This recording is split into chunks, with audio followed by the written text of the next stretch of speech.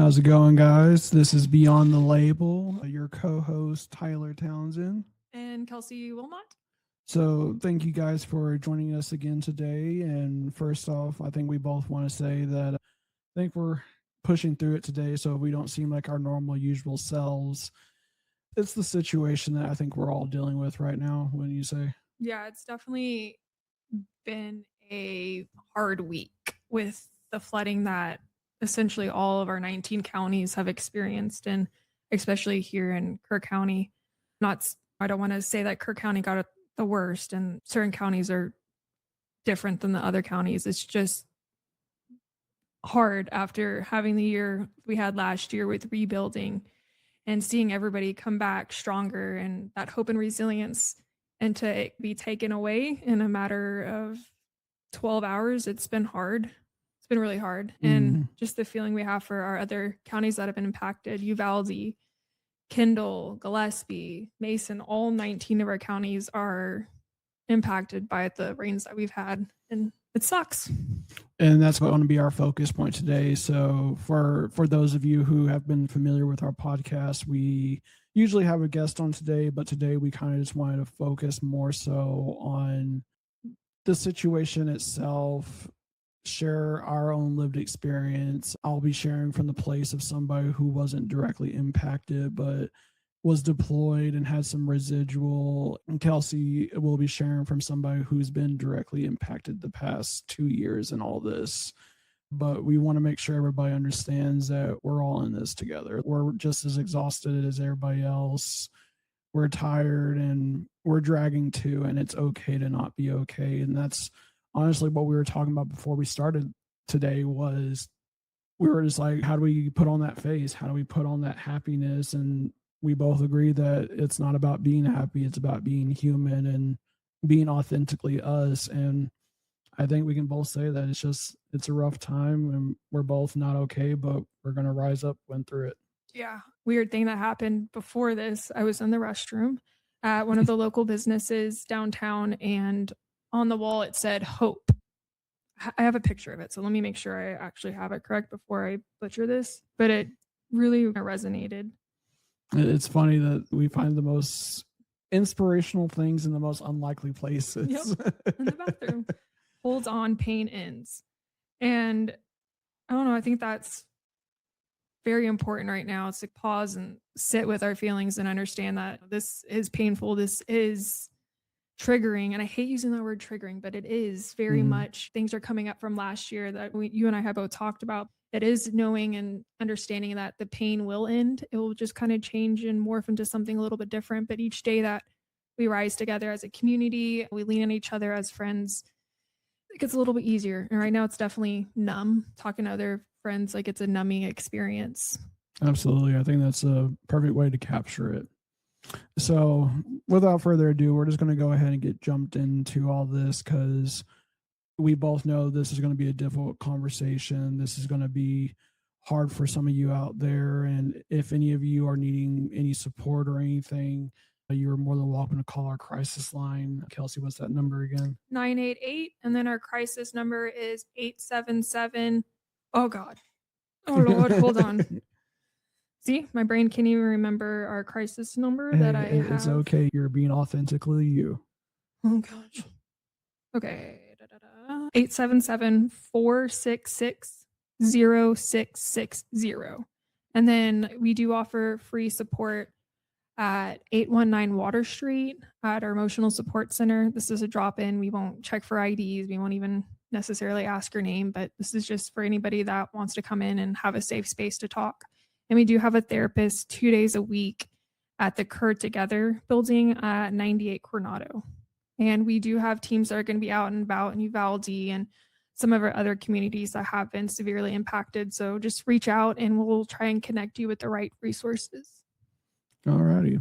I think a good starting point is it's kind of starting back from last year and just what was your experience back then whenever this first happened? And we'll just kind of build off of that. Yeah. So my story, it's hard to talk about, and there's some things that I won't discuss just because it's a lot to handle. But essentially I woke up to my phone going off with phone calls from my mom. My mom lives in Guadalupe Strait. If people are in Kerrville, they know where that's at. That was an area that was really hit hard. And her neighbor had answered the phone because my mom was being evacuated on a paddle boat, and my mom is not in the best shape. So imagining her in a paddle boat was alarming.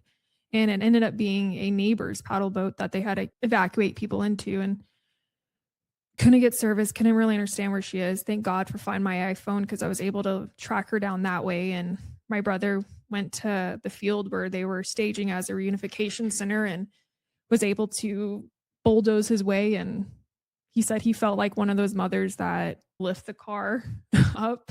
He said that he did that with our mother, getting her in the truck. And it is painful to hear my mom having to she gets anxious when it rains. And so she stays in my house quite a bit when it rains. And I love that. And I love the time that we have together, but things are definitely different from last year. So for me, once we got my mom situated and we were safe, we had to go back and get her dogs because we weren't able to get the dogs in time. We were able to grab her 2 dogs before everything got completely shut down on that road. And from there, our team was deployed and we went to the Ingram Elementary School as a reunification center to help with the children that were getting bussed in from the camps in Ingram. And from there, it was to Trinity Baptist for a reunification center there, which was, I still struggle with things that were seen and heard. And it's, I have a hard time driving by the church even because of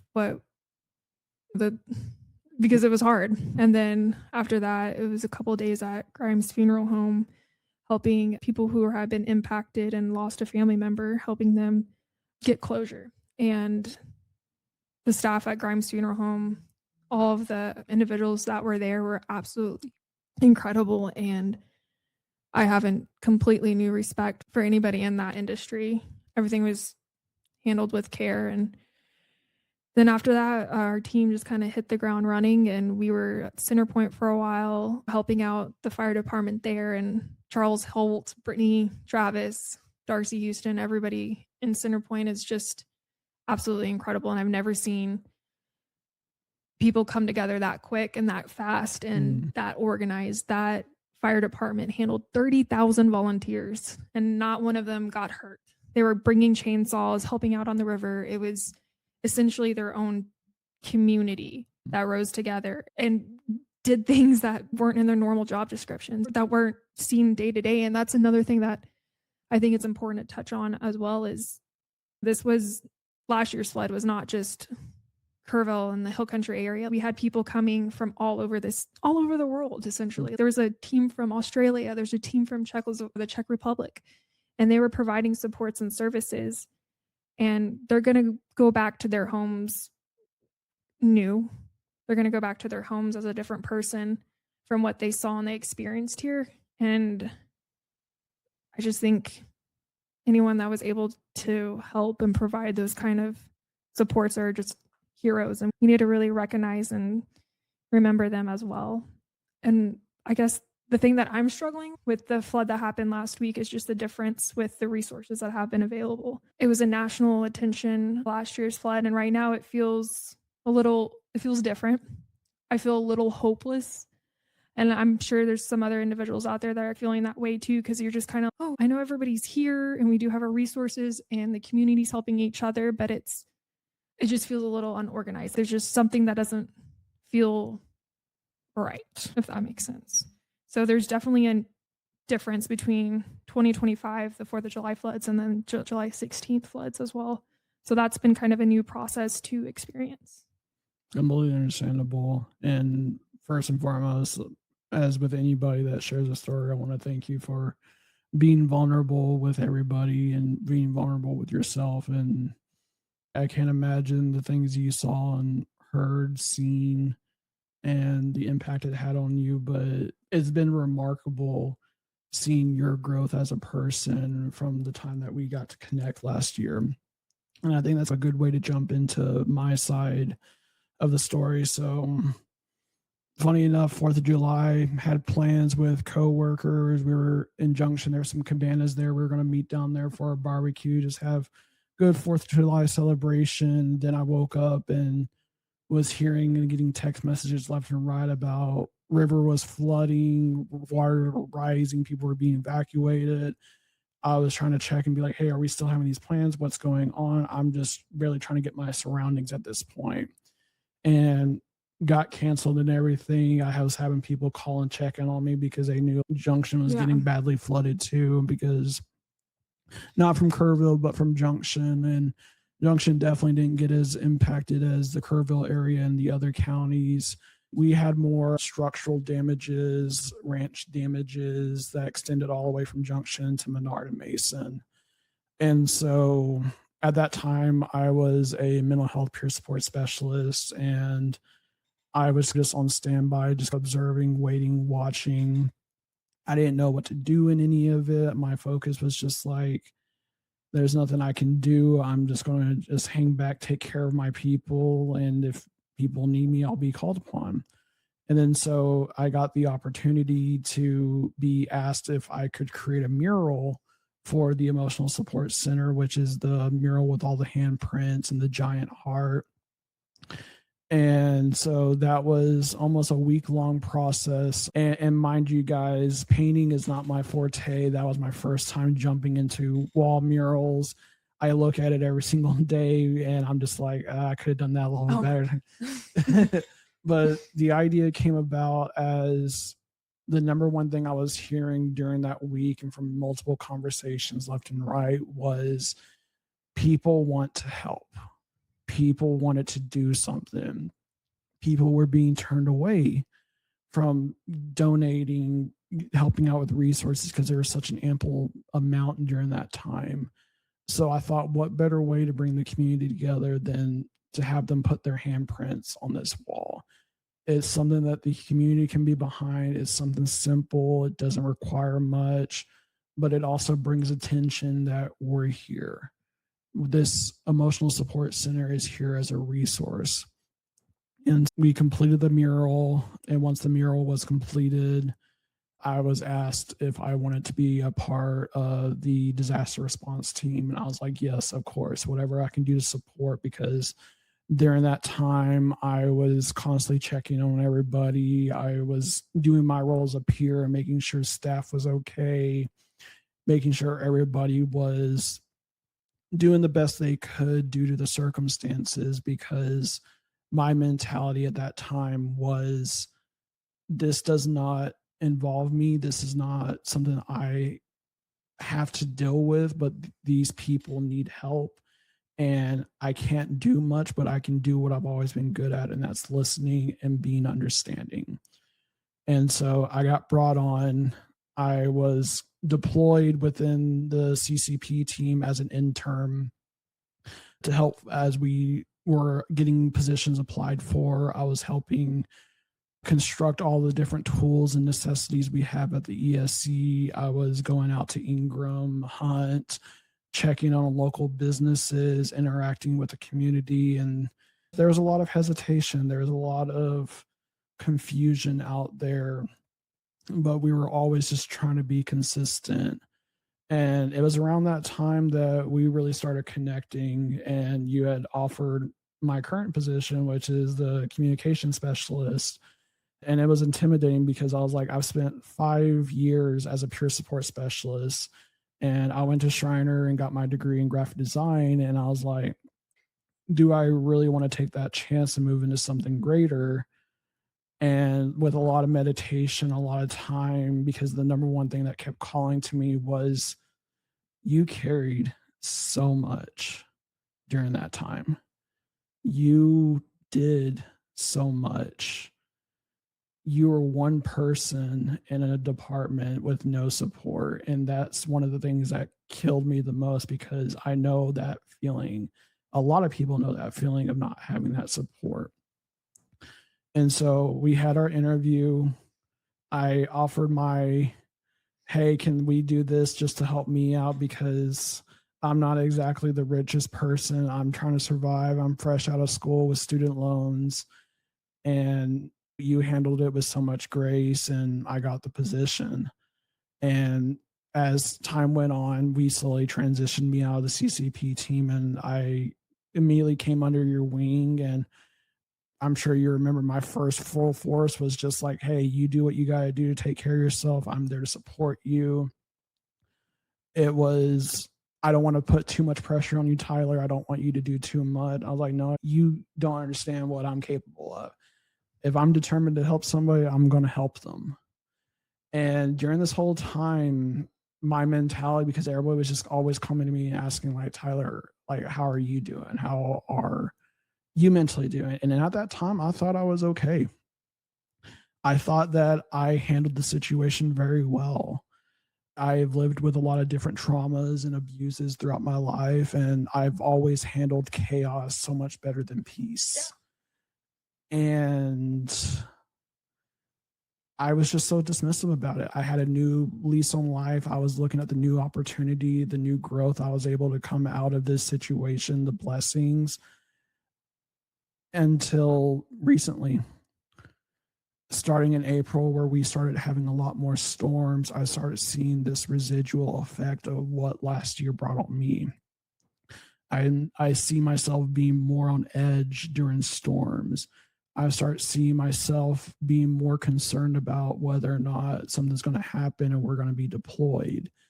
I'm extremely, last week was completely on edge, worried about everybody over here, concerned about you, concerned about staff. And like you said, it's weird because my body's in this state of, it remembers what it was like a year ago. Yeah. And it was go. We had a mission, we had a goal, we were battle buddies. And this year we're just on standby, and it's so awkward and weird because my body wants to react. Yeah. It wants to jump in and help and support the community the way we can. And we are. Yeah. We are still supporting the community. I don't want to say that. It's just, it looks very different from how it was a year ago. And I think it's really important that we share this, because everybody that's dealing with any sort of disaster, any sort of natural causes, any sort of tragedy, whatever that looks like, it's a ripple effect. It's like casting a stone in a pond. You may not realize you may be on the outer skirts of the pond, but that ripple will still hit you.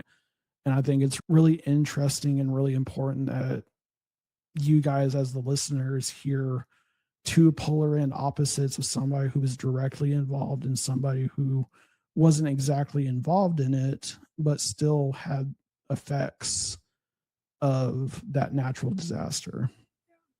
I want to add that you have been a huge support and blessing and a friend since everything. And I've literally cannot have been able to go through this year without you. So thank you. Of course. Thank you. And then also that our team is incredible. We have some very, very passionate people: Ashley, Laura, Clay, Randy. We have Wanda. Shout out Wanda. She was our first guest. Tons of people on the CCP team: Sarah, Diego, everybody. I can't keep naming the names because there's just so many. Bridget, Diana. Everybody helps out the community in such incredible ways. And it's inspiring to have those people around you. And it makes you thankful that you do have a good team. So I just want to thank everybody that we weren't even mentioned. I hope you guys know who you are and how much of an impact you have made. But going back to what you said about your body's on standby, it is such a strange feeling to have that, because you want to go. And for me, it's been very hard to even take a day and be like, okay, you don't have to do something right now. Like, it's going to be okay. And in order to kind of have that reset, it is important to take time for yourself too, and understand that this is not a sprint. This is a marathon. And the more that you're able to check in with yourself, the healthier and better version you're going to be. Because last year I struggled hard with coming back to who I was and healing. And I'm still healing from last year, and I'm going to be healing from this flood as well, because I live on Town Creek, and that community it's been devastated. Nothing looks the same, and it's going to be a while, and it may not look the same. And just accepting the new norm is difficult too, but really taking time for yourself. It's hard. It's really hard, but It's the old saying, you got to put your oxygen mask on first in order to help people. And I didn't understand the importance of that until last year. And I hope anybody out there who is feeling that kind of guilt or that kind of, I need to do something, just, it's okay. We're going to get this. We have a great community.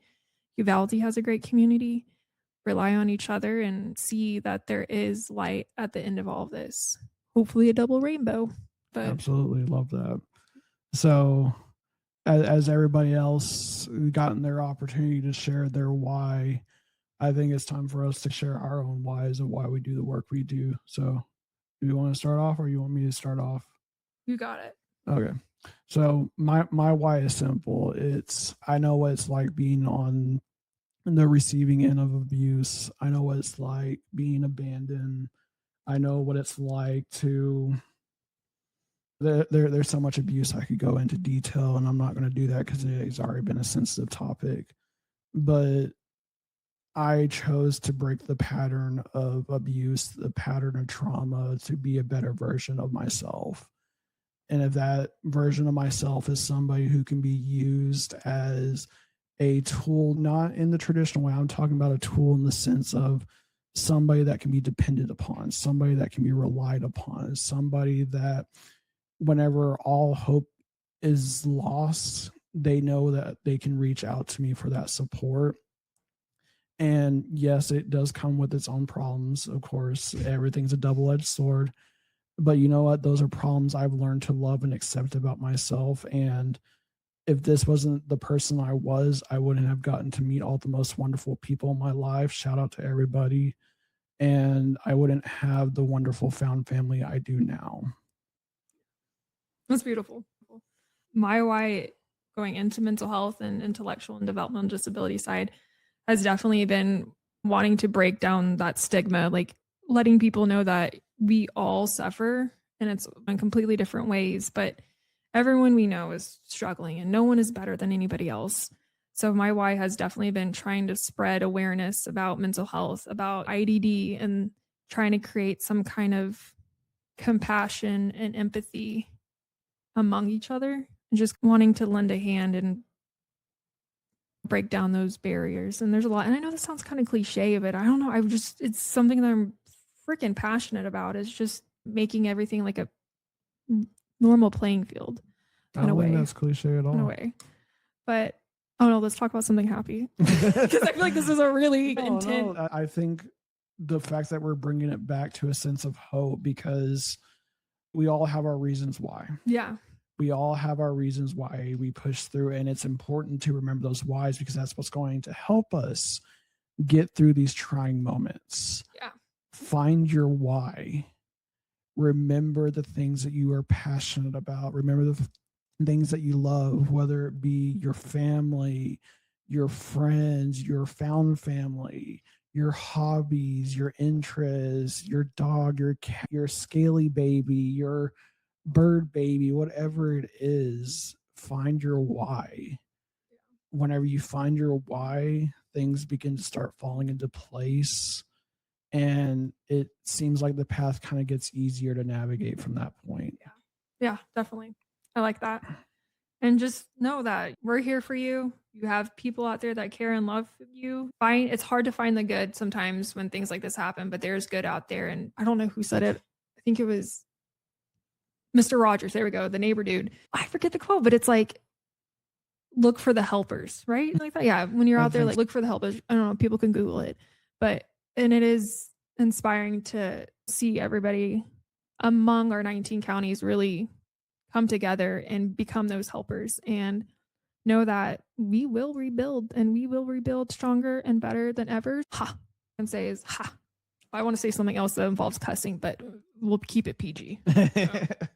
But I think the last thing that we can say in all this is we're thankful for everybody here. We're thankful for each other. And we just want to remind everybody that you've survived every single one of your worst days in your life. And this is just another one of those days. We're going to push through this together. And if you ever need anybody, call your friend, call your family, call us, call whoever it is that is going to best support you in this time. Because I think a good enemy in all this is isolation. Yeah. I think isolation is the number one enemy. So the less you can isolate, I think, is the best suggestion I can give in all this, and just embrace your imperfection and be uniquely you. Amen. All right. Thank you guys for joining us for another Beyond the Label. We'll see you next time. Okay, bye.